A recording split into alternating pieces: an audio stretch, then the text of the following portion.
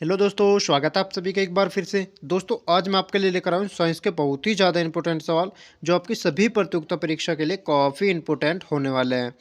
तो गाइज इससे पहली क्लास में मैं आपको 455 सवाल करवा चुका था। आज हम शुरू करेंगे सवाल नंबर 456 से। और दोस्तों आज की क्लास हमारी ज़्यादा ही इंपॉर्टेंट होने वाले हैं। बस आपको करना क्या है, आपको जिस भी सवाल का जवाब आता है हमें साथ साथ कमेंट करते चलना है।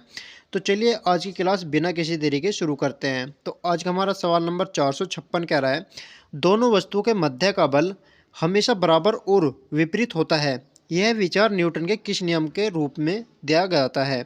तो आपको बताना है न्यूटन के किस नियम पर आधारित होता है। तो दोस्तों सवाल बहुत ही ज़्यादा इंपॉर्टेंट है और आप देख भी पा रहे होंगे आरआरबी, एएलपी और टेक्नीशियन में पूछा जा चुका है। तो दोस्तों यह किस नियम पर आधारित होता है? न्यूटन की गति के तीसरे नियम पर आधारित होता है, जिसे हम बोलते हैं क्रिया प्रतिक्रिया का नियम।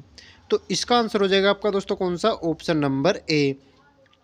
तो चलिए सवाल नंबर 457 देखते हैं। आपका सवाल नंबर 457 कह रहा है, जब एक स्थिर बस चलना प्रारंभ करती है तो इसमें खड़े व्यक्ति पीछे की दिशा में गिर जाते हैं।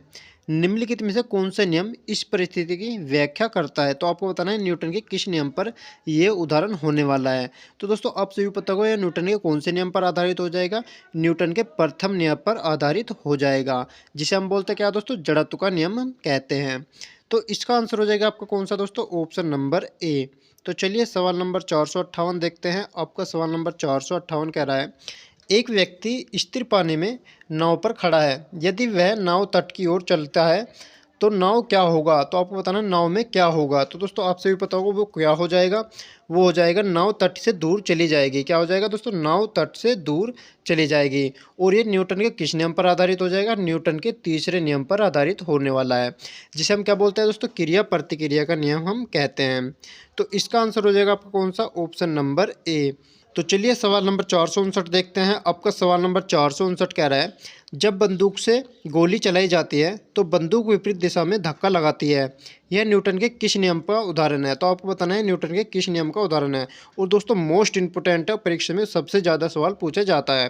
तो दोस्तों ये किस नियम पर आधारित हो जाएगा? ये हो जाएगा न्यूटन के तीसरे नियम पर आधारित। किस पर दोस्तों? न्यूटन के तीसरे नियम पर आधारित हो जाएगा, जिसे हम क्या बोलते हैं? क्रिया प्रतिक्रिया का नियम कहते हैं। तो इसका आंसर हो जाएगा आपका कौन सा? Option number B.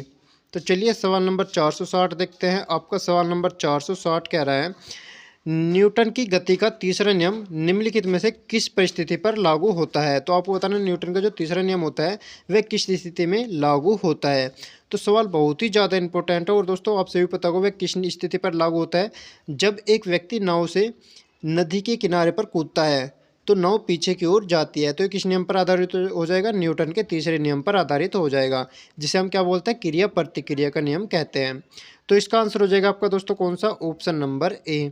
तो चलिए सवाल नंबर 461 देखते हैं। आपका सवाल नंबर 461 कह रहा है, निम्नलिखित में से कौन सा न्यूटन की गति के तीसरे नियम का उदाहरण है? तो आपको न्यूटन की गति का तीसरे नियम का जो उदाहरण है वो बताना है। तो दोस्तों आपसे भी पता होगा न्यूटन की गति का तीसरे नियम पर कौन सा हो जाएगा? जब एक रॉकेट लॉन्च करते हैं या रॉकेट जो लॉन्च होता है और किस नियम पर आधारित होता है? न्यूटन के तीसरे नियम पर आधारित होता है। जैसे कि बंदूक से चली हुई गोली, ये किस नियम पर आधारित हो जाए? न्यूटन के तीसरे नियम पर। तो इसका आंसर हो जाएगा आपका दोस्तों कौन सा? Option number D. और जिसे हम क्या बोलते हैं? क्रिया प्रतिक्रिया का नियम कहते हैं। और यहाँ पर देखिए आरआरबी ग्रुप डी में पूछा जा चुका है। तो चलिए सवाल नंबर 462 देखते हैं। आपका सवाल नंबर 462 कह रहा है, बल की परिभाषा को किसके आधार पर व्याख्यायित किया जाता है? तो आपको बताना है न्यूटन के किस नियम पर बल की परिभाषा आती है।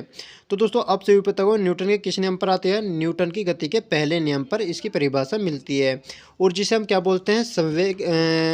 जड़त्व का नियम हम कहते हैं। क्या दोस्तों? जड़त्व का नियम।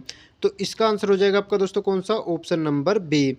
और यहाँ पर देखिए आरआरबी एएलपी में ये पूछा जा चुका है। तो चलिए सवाल नंबर 463 देखते हैं। आपका सवाल नंबर 463 कह रहा है, न्यूटन की गति के प्रथम नियम का अन्य नाम क्या है? तो आपको बताना जो न्यूटन का प्रथम नियम होता है इसका दूसरा नाम क्या है। और सवाल बहुत ही ज़्यादा इंपॉर्टेंट है। तो दोस्तों मैंने आपको कई बार बता चुका हूँ न्यूटन का जो प्रथम नियम होता है इसका अन्य नाम क्या हो जाएगा दोस्तों? जड़त्व का नियम भी हम कहते हैं। तो इसका आंसर हो जाएगा आपका दोस्तों कौन सा? Option number C. और यहाँ पर देखें आरआरबी एनटीपीसी में पूछा जा चुका है।